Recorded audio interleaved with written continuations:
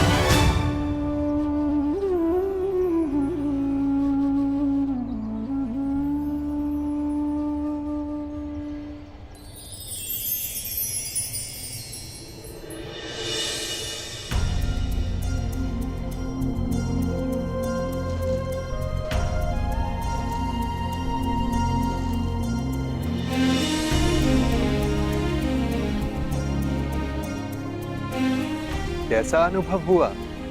अद्भुत, दिव्य, एक नई ऊर्जा अनुभव कर रहा हूं। मन में शांति है, संतोष है, आनंद है। जब मन शांत है, संतुष्ट है, तो क्या अब भी युद्ध करना चाहते हो या वापस अंग चलना है? मेरे लिए शांति और संतोष मेरे कर्तव्य पालन में है, मेरे वचन पालन में है। और इस समय मेरा कर्तव्य और वचन मुझे जरासंध की सहायता के लिए पुकार रहे हैं। प्रस्थान करो नटवर। जैसी महारथी की इच्छा।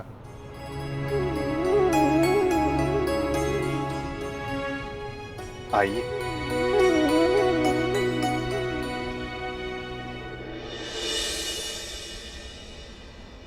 अच्छा, वर्णावतवासी माता कुंती का सत्कार करना चाहते हैं? जी।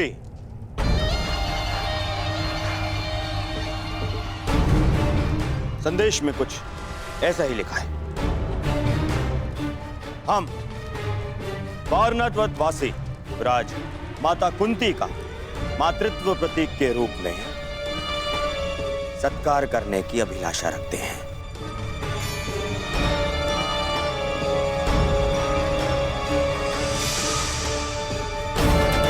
महाराज ये सौभाग्य प्रदान करके हमें कृतार्थ करें।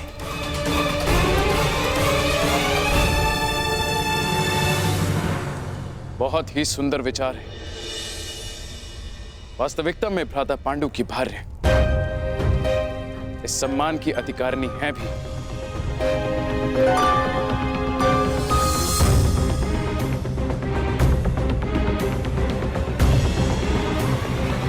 वो तो ठीक है ज्येष्ठ पिताश्री, परंतु एक बात समझ नहीं आई। ये निमंत्रण तुम्हें क्यों भेजा गया दुर्योधन?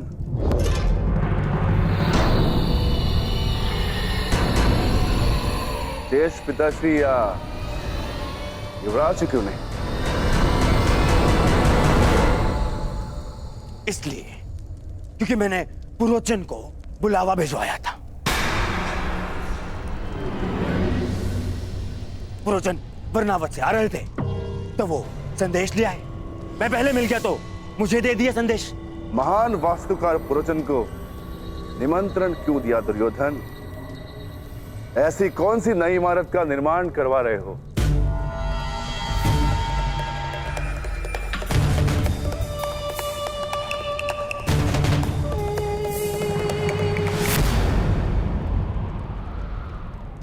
नहीं, वो क्या है कि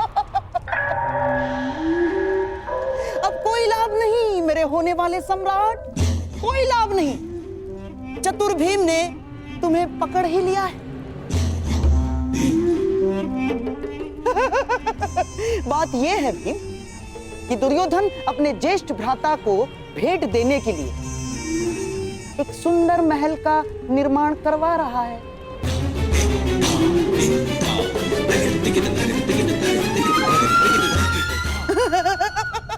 और इस विषय में महाराज श्री को भी ज्ञात है।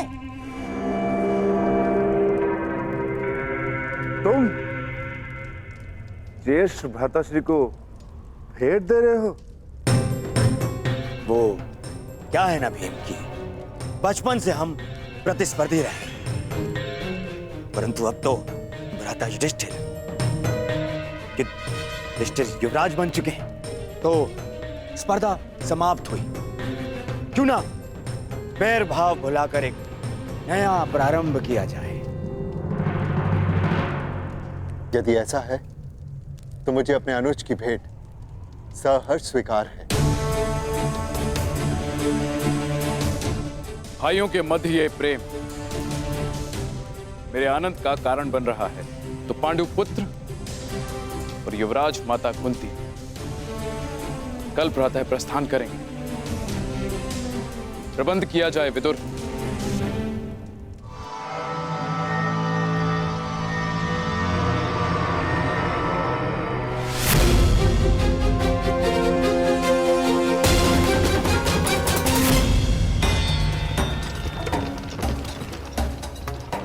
कब तक पहुंच पाएंगे हम? मार्ग का क्या भरोसा अंगराज?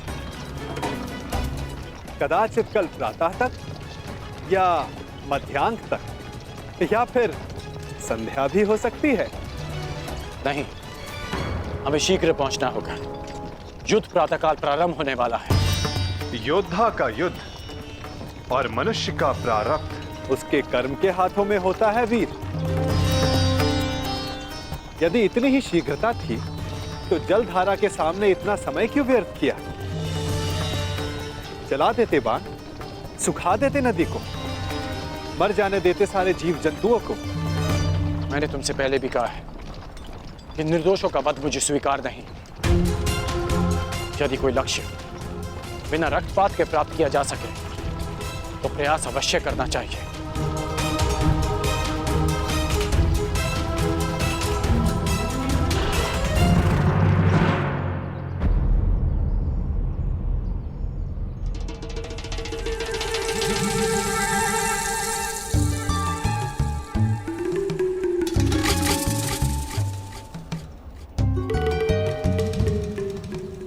अरे अचानक ये क्या? वन इतना घना क्यों हो गया? यह कैसे संभव है? यही तो मुझे भी आश्चर्यचकित कर रहा है। कल तक तो ये मार्ग ऐसा नहीं था।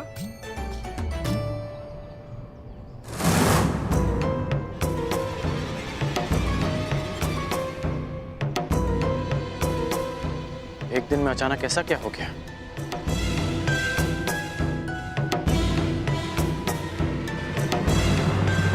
मैं देखकर आता हूं कि कहीं हम मार्ग तो नहीं भटक गए।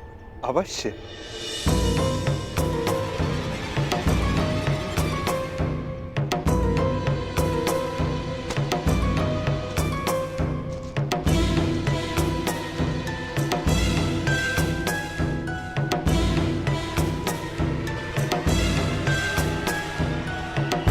अंगराज!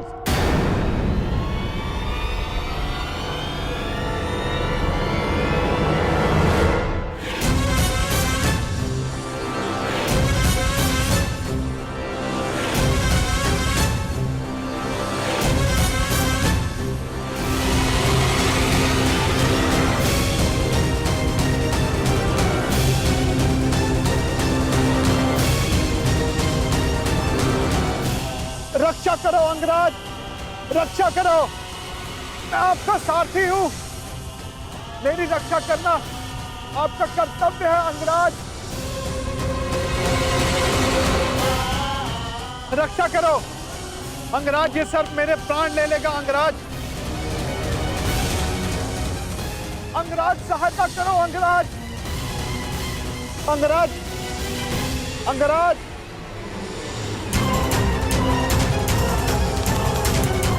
अंगराज, ये सर्प अपनी कुंडली कसता जा रहा है अंगराज।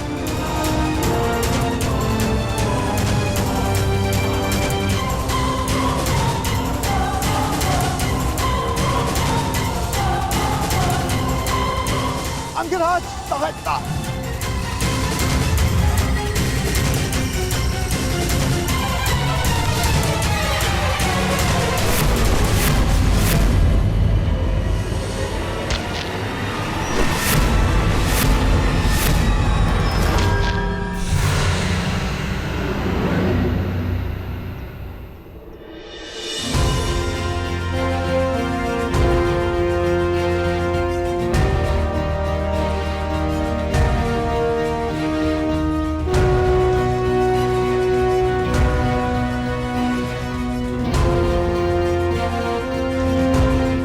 ठीक हो तो चलें। जलधारा के जीवों को नहीं मारा, परंतु इस सर्प का वध कर दिया। क्यों? तुम जीवित रहना नहीं चाहते क्या? निसंदेह, परंतु वो सर्प भी जीवित रहना चाहता होगा अंगराज। मेरा तात्पर्य ये है, अभी कुछ ही देर पहले रक्तपात से बचने वाले, शांति और अहिंसा का समर्थक होने वाले अंगराज ने इस समय भिन्न व्यवहार क्यों किया? क्यों उस सर्प का वध कर दिया? क्यों अशांति की? क्योंकि परिस्थितियां भिन्न थी। हाँ, मैंने उस सर्प को मारा क्योंकि उसने तुम पर आक्रमण किया। शांति भंग उस सर्प ने की, मैंने नहीं।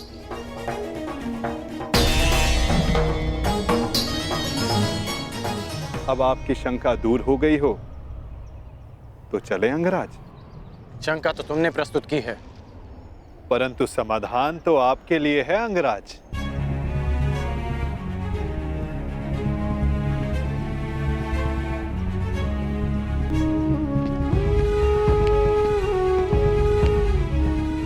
वास्तविक शांति और मिथ्या शांति में अंतर कर पाने की योग्यता, दृष्टिगत से परे देख सकने की क्षमता जो तुम में है, वो हर मनुष्य में नहीं होती।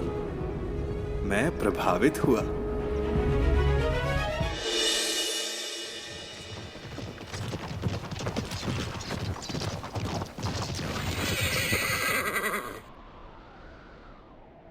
ये अचानक रथ क्यों रोक दिया? निद्रा का अनुभव हो रहा है अंगराज। तो यहाँ मेरे स्थान पर आने का कष्ट कीजिए, रथ मैं स्वयं चला लूंगा। मैंने कहा कि निद्रा का अनुभव हो रहा है, ये नहीं कि सोना है। हाँ, तनिक कुछ खा लूंगा तो स्फूर्ति अवश्य आ जाएगी।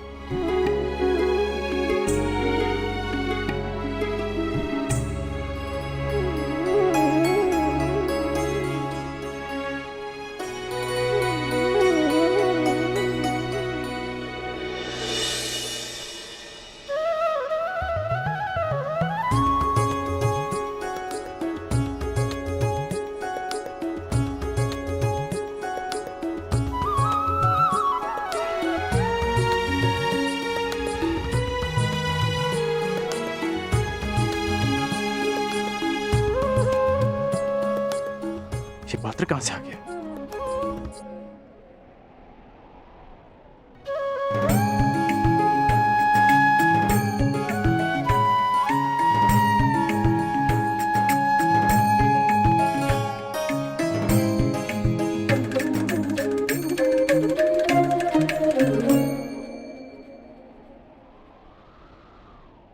आपके मन का ये प्रश्न भी मैंने पढ़ लिया अंगराज।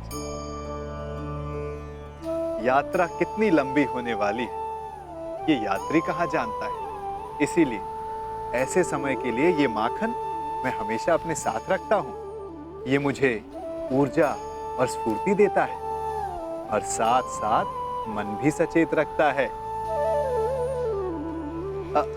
खाओगे? खा लो। ठीक है, तुम इतना कह रहे हो तो खा लेता।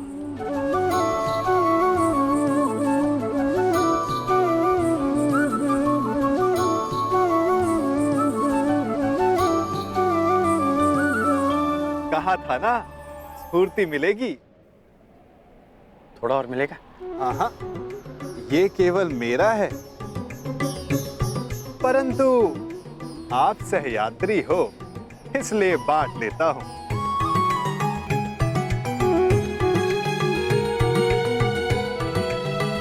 कभी सुना है आपने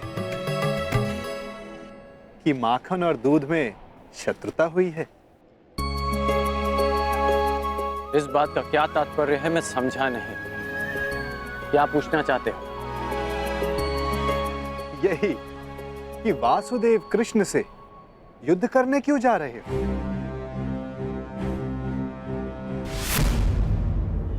यही कि वासुदेव कृष्ण से युद्ध करने क्यों जा रहे हो, जबकि समान गुण वालों को मित्र होना चाहिए। अच्छा, हम दोनों में क्या समानता है बताओ?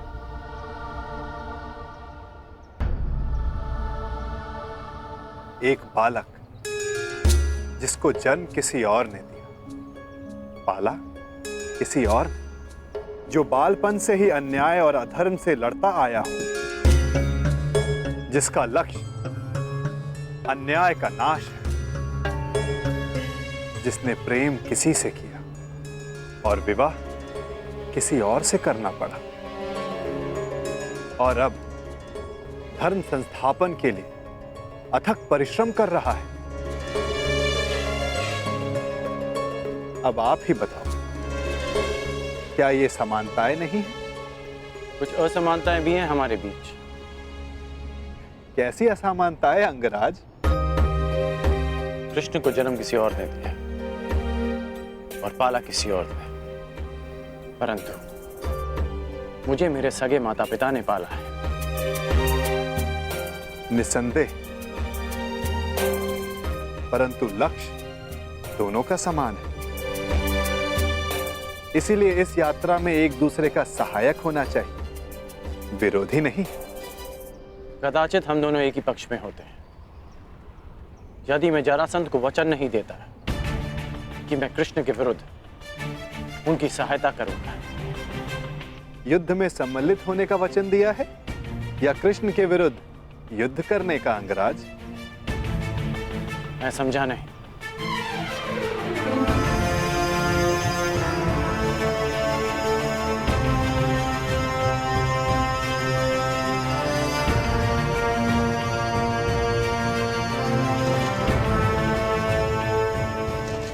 जिस प्रकार आंगन में बीज बोने से पहले ये जान लेना चाहिए कि उससे फल मिलेगा या कांटे, उसी भांति वचन देने से पहले सावधान रहना चाहिए। वचन ऐसा अश्व है जिसे समझ की रस्सी से ना बांधा जाए तो अनियंत्रित होकर अपने सवार को हानि पहुंचा सकता है। क्या आप जानते थे कि जरासंध वचन में आपसे कृष्ण के विरुद्ध युद्ध करने की मांग रखेंगे?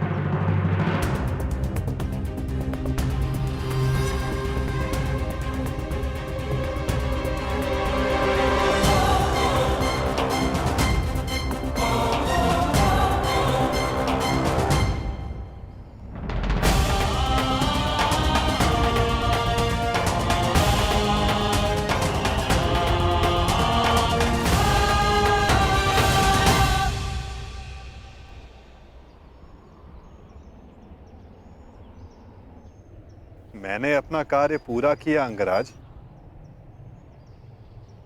आपको समय पर युद्ध क्षेत्र पहुंचा दिया मैं।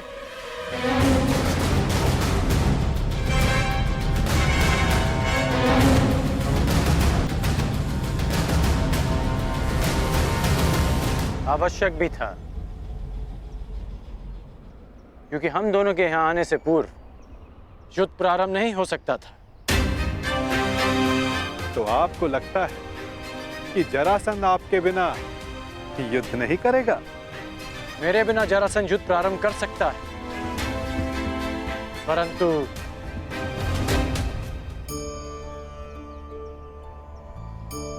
परंतु क्या? कहे दीजिए अंगराज।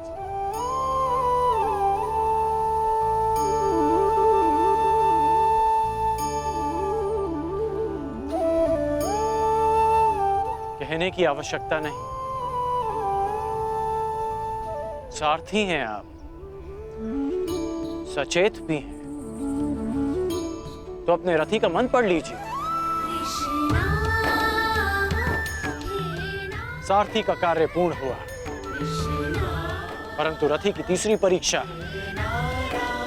अभी शेष है।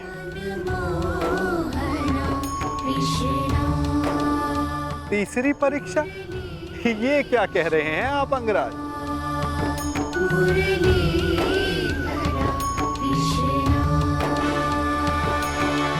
वही जो आप ना समझने का अभिनय कर रहे हैं।